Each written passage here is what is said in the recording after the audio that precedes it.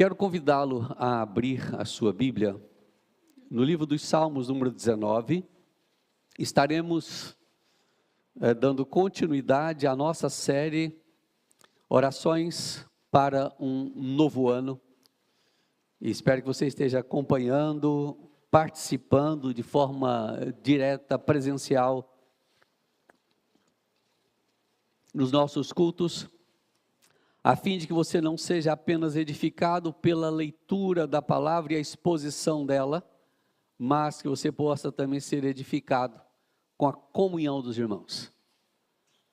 E hoje, então, leremos e exporemos o Salmo número 19, para o qual eu convido à leitura de forma responsiva cada um dos irmãos, aqueles que têm suas Bíblias.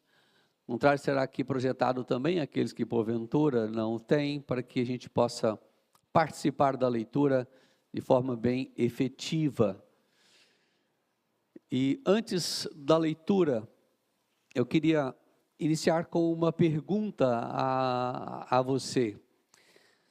Normalmente final de ano é tempo de a gente presentear, o Natal sugere isso, né? Qual é o presente que você ganhou e que mais alegrou o seu coração, se na verdade você o recebeu nesse final de ano? Que reações você teve quando você recebeu um presente que você entendia que não era apenas a manifestação, o carinho de alguém, mas algo que você tremendamente desejava isso? Como é que seu coração se portou? Como é que você reagiu a isso? E essa noite eu quero falar sobre dois presentes. Mas antes disso, vamos à leitura do texto. Por favor, de forma responsiva, que assim diz a Escritura: os céus proclamam a glória de Deus, e o firmamento anuncia as obras das suas mãos.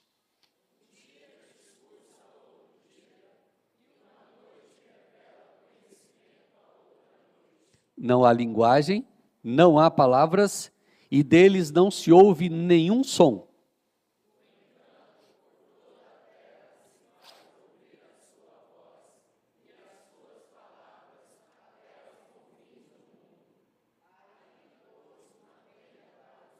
O qual, como noivo que sai dos seus aposentos e se regozija como herói a percorrer o seu caminho.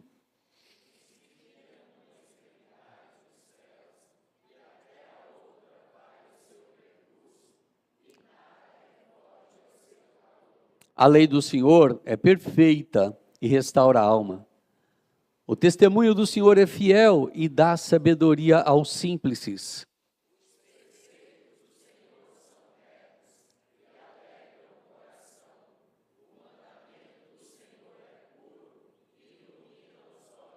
O temor do Senhor é límpido e permanece para sempre.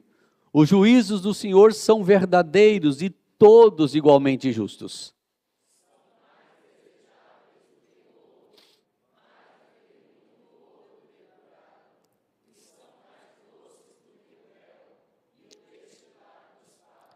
Além disso, por eles se admoesta o teu servo, em os guardar há grande recompensa.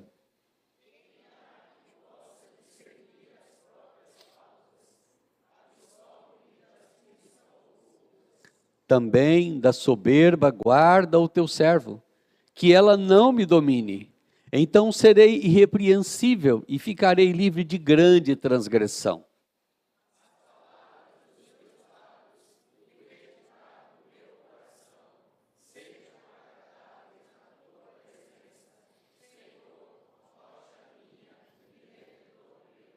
Amém. Que Deus nos abençoe na meditação da sua palavra. Meus queridos, essa sessão dos Salmos, que está incluída entre o capítulo 1, ou o Salmo 1 e o Salmo 41, é um salmo que ele trata e tem um conteúdo extremamente doutrinário, ensinando sobre Deus, sobre o seu glorioso nome, sobre as suas obras maravilhosas para com os povos. Também fala do homem, mas fala do seu pecado, mas fala também da solução do seu pecado. O Salmo 19 é um salmo que ele aborda a obra da criação de Deus, e ele divide em praticamente duas partes, como que introduzindo um propósito de fato que Davi tem no seu coração, e a gente enxerga isso como uma parte conclusiva depois, nesse salmo que nós estaremos então expondo. E ele então traz aqui o Senhor do universo, sempre procurando mostrar quem ele é, o que ele faz diante da obra da criação, que é a coroa da sua criação, que é o homem, para que isso seja então bênção para a sua vida. E esse salmo, ele então louva a Deus pelos seus dois grandes presentes, suas duas grandes dádivas para com a humanidade, a criação e a sua lei. E o salmista Davi, então, ele olha ao redor e descreve a beleza através de uma poesia hebraica que ele então expõe ao povo para que ele pudesse ser lembrado de forma extraordinária a majestade desse Deus através daquilo que ele então expõe para que o seu povo pudesse então ser abençoado. Nós somos pegos muitas vezes por nossa displicência diante daquilo que Deus tem feito, diante da existência de todas as coisas.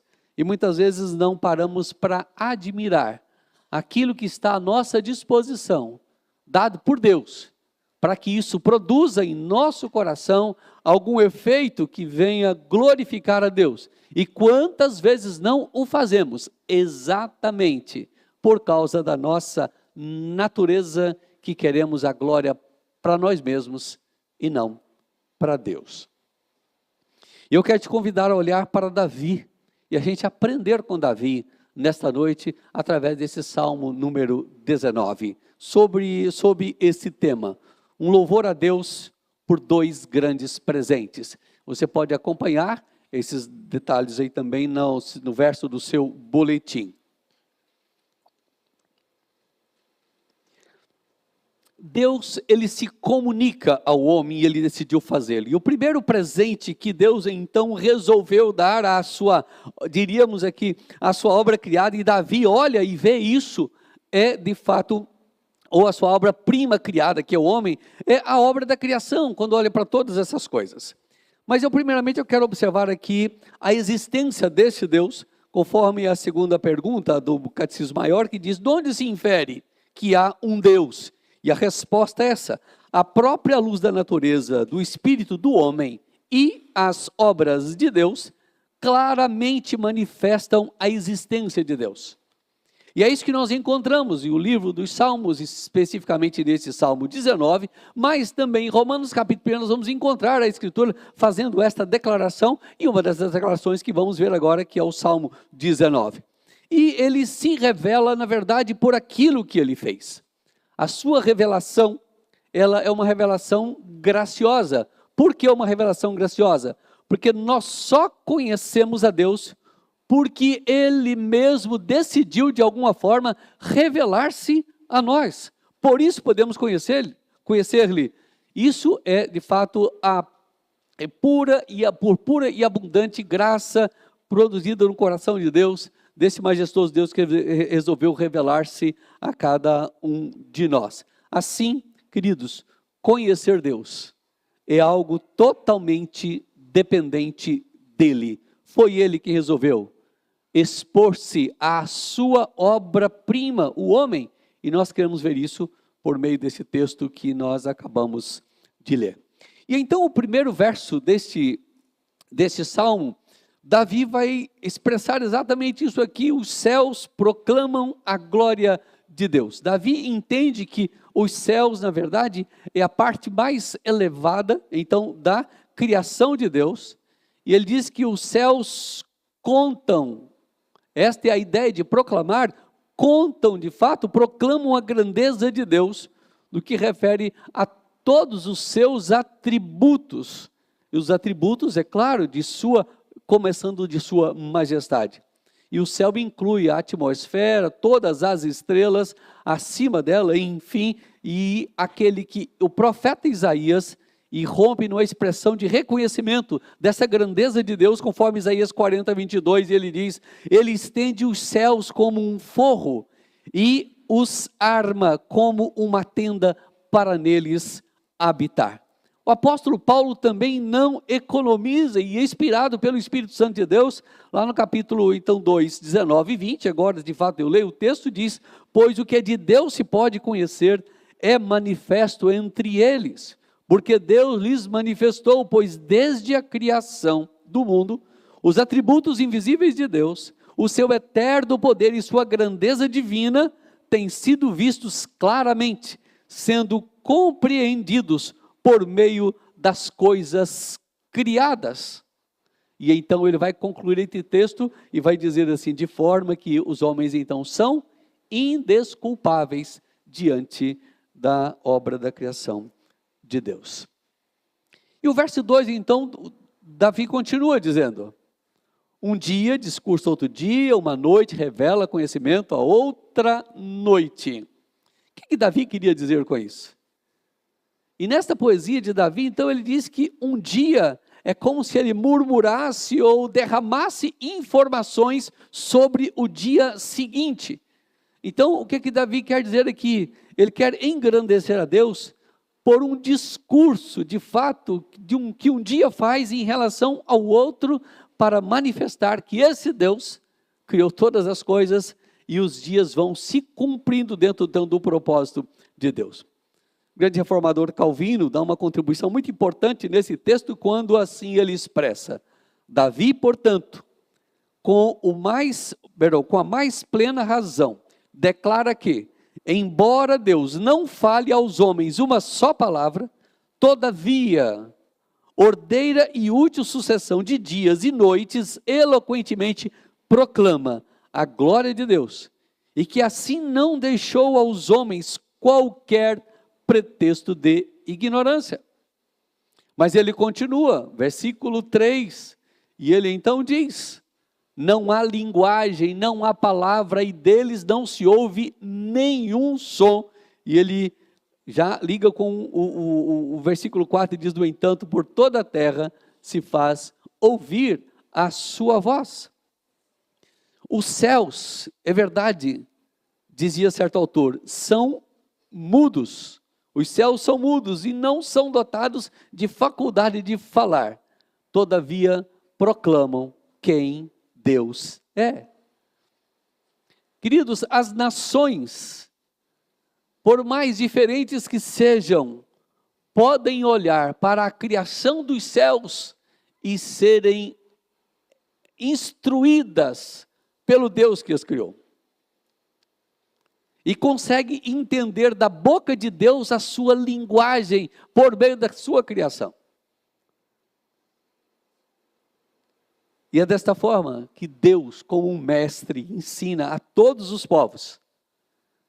E quantas vezes aqueles que displicentemente vivem não conseguem olhar e entender que há um Criador sobre todas as coisas, que há alguém maior do que todos, e portanto trouxe à existência por meio do nada todas as coisas, para que isso pudesse manifestar a sua grandeza, portanto a sua glória, a sua majestade.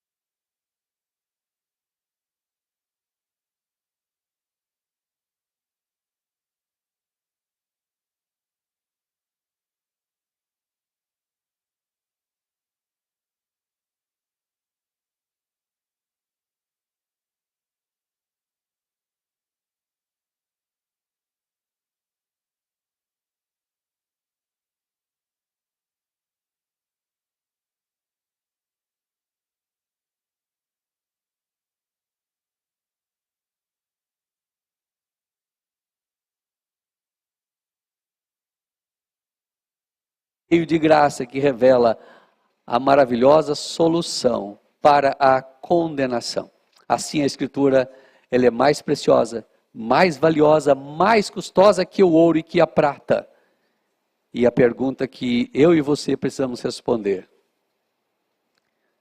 eu tenho refletido isso? Eu olho para a Escritura e vejo essa preciosidade? Davi enxerga, e agora então o que é que Davi faz com tudo isso que ele observa na criação e também na lei do Senhor? É como se fosse tudo isso aqui a base para que Davi então agora a partir do verso 11, ele pudesse fazer a sua oração. E eu quero convidar você a observar isso aqui. É como se Davi observasse essas coisas, isso aqui o conduzisse diante de Deus em humildade. E ele se dobrasse e quedasse diante do Senhor. E aí eu quero que você então continue nos acompanhando nessa conclusão do texto. Davi então volta à sua vida particular orando para o Senhor. E olha só: Senhor, os teus ensinamentos dão sabedoria a mim, teu servo. E eu sou recompensado quando lhes obedeço.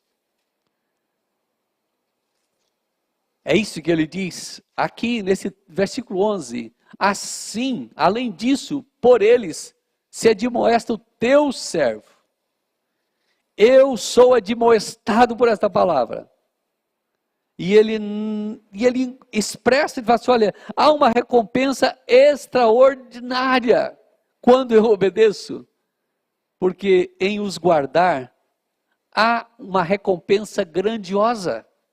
Se a gente não tiver cuidado, a gente faz essa leitura aqui atropelada e não conseguimos entender o que o Senhor está dizendo para nós. Em guardar a palavra, em observar a palavra, há uma recompensa extraordinária do Senhor.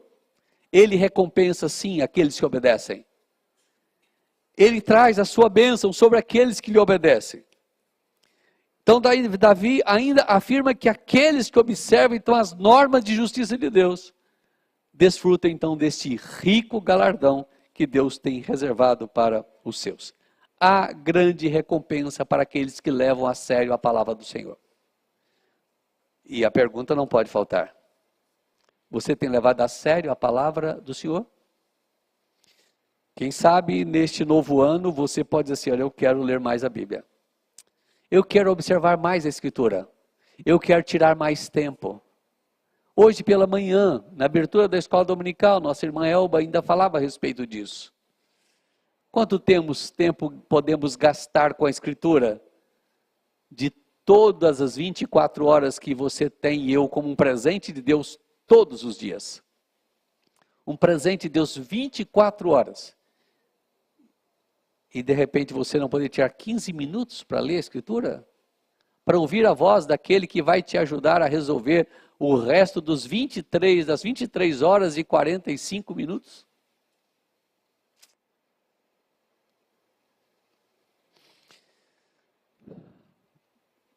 Mas continua o texto, verso 12. Numa outra tradução eu digo: quem pode ver os seus próprios erros? Purifica-me, Senhor, das faltas que cometo sem perceber. O que Davi queria dizer aqui? Que ele era um displicente em relação à sua responsabilidade para com Deus? Será que Davi estava falando de pecados menores como se isso existisse? Não, a intenção de Davi era simplesmente dizer: Senhor, Satanás possui tanta engenhosidade para que eu possa cair na sua esparrela e eu poder pecar contra o Senhor, que eu peço: Senhor, por favor, me ajude, porque os meus pecados são tantos que às vezes eu não consigo perceber em algum momento que de fato eu pequei contra o Senhor. Porque nós pecamos de várias formas: por palavras, por ações, por omissão, por pensamento. E quantas vezes ao fazer algo justo, bom, para com o meu próximo, eu posso estar fazendo com a intenção errada e eu estou pecando contra Deus. E Davi está dizendo assim: Senhor, mesmo aqueles pecados que eu não consigo ter a plena consciência dele, Senhor, por favor, tenha misericórdia de mim. esses emaranhados de Satanás que ele lança diante de mim, absurdamente complexos, eu peço ao Senhor, me ajude, não deixe que eu caia, mas me perdoe aqueles que porventura eu nem tenho plena consciência de que de fato eu pequei contra o Senhor. Me ajude, me ajude. Não tem sido assim conosco? É triste quando nós conversamos com alguém e diz assim, não, parece que eu não tenho nada hoje para pedir. Você vai fazer uma oração de perdão de pecados, ele fala assim, mas o que eu pequei hoje contra Deus? Será que eu pequei? Será que eu fiz alguma coisa? Né? Falta muitas vezes desse entendimento nosso da Escritura, de confrontar a nossa vida com a Escritura, para entender de fato como temos pecado contra o Senhor. E Davi, então, depois que ele observa a criação e a palavra do Senhor, ele olha para si e diz assim, eu não sou ninguém, eu preciso da graça desse Deus. Por isso o verso 13, ele vai dizer assim, Senhor, livra-me também dos pecados que cometo por vontade própria. Olha o verso 13, é isso que ele diz, também da soberba guarda o teu servo, que ela não me domine. Davi está falando aqui, meus irmãos, exatamente daqueles pecados que nós temos consciência de que nós estamos, na verdade, cometendo, que são transgressões notórias, evidentes, para nós mesmos, que será para os outros. E ele chama isso de soberba, de quem diz assim, não, eu sou muito melhor do que o fulano, eu sou muito melhor do que o pastor Altair, eu sou muito melhor do que o diácono fulano de tal. Isso é soberba? Nossa! E ele diz, Senhor, guarda-me dessa soberba, me coloque, me quebre o meu coração, para que eu possa estar diante do Senhor, entendendo quão pecador eu sou. E aí então ele pede perdão, mas também, o que ele faz? Senhor, que seja fortalecido a minha vida com o teu poder. É isso que ele diz aqui no texto, que ela não me domine, então serei irrepreensível e ficarei livre de grande transgressão. Davi não estava falando aqui de uma transgressão como se fosse apenas uma situação que lhe tivesse acontecido. Mas ele está dizendo assim, que eu ficarei livre de ser um grande transgressor da tua lei. Então me ajude para que eu possa caminhar melhor. De repente possa ser essa a sua oração. Depois do grande presente que demonstra quem criou todas as coisas, da palavra que vem e pode restaurar a nossa alma, mas indica onde nós estamos errando. Agora Davi volta e diz, Senhor, eu preciso dessa palavra para que ela cada dia seja aplicada ao meu coração.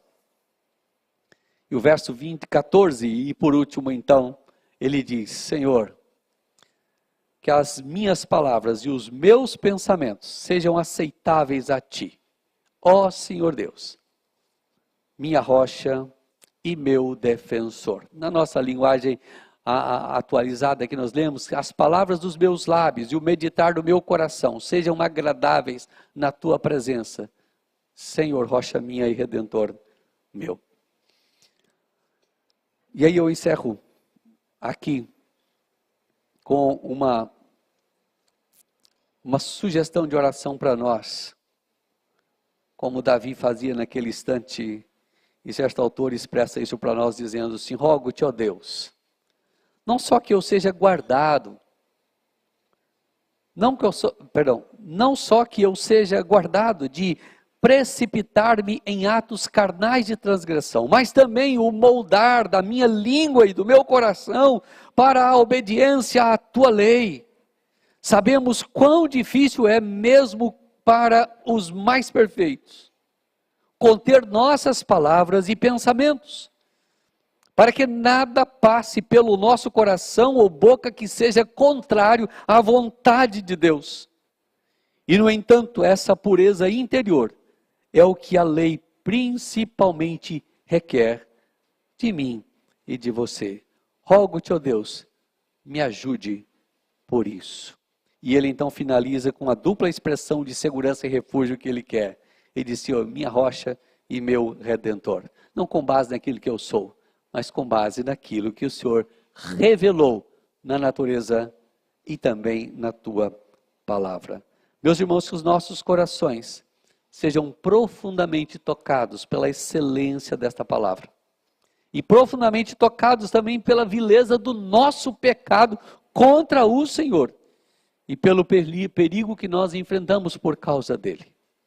Mas enquanto a criação vem nos encher o coração de reverência para com esse Deus, precisamos lembrar que a sua palavra me ensina o caminho da solução.